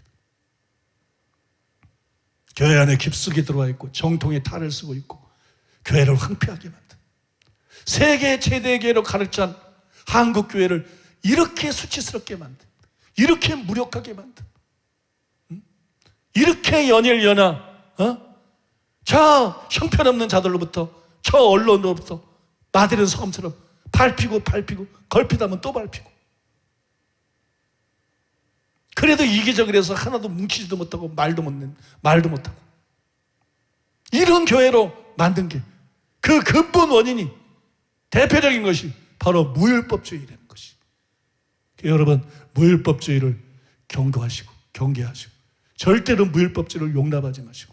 믿습니까? 그 다음에 정말 우리가 한국교회를 위해서도 기도하고 열방의 교회를 위해서 기도해야 돼. 무율법주의 이단이 교회 안에서 제거가 되도록, 개신교 안에서 무율법적인 이단이 무너지도록. 믿습니까? 그리고 아프리카 선교를 통해서 아프리카에서는 율법주의도 아니고 무율법주의도 아니고 산상수를 통해서, 로마서를 통해서, 갈라디아서를 통해서, 야고보서를 통해서 분명히 표현된 신약성경의 그 복음, 신약성경의 그 진리, 신약성경의 그 메시지들이 선포돼서 영혼들이 안심하고 신앙생활하고 믿는 자들의 다수가 천국 가는 그런 문이 열리도록 우리는 기도해야 될 줄로 믿습니다. 오늘은 여기까지만 말씀을 드리겠습니다. 들은 말씀 기억하면서 우리 하나님 앞에 간절히 기도하겠습니다. 주님의 성령을 주사 내 안에 무너진 성령을 주님의 진리로 세워주소서.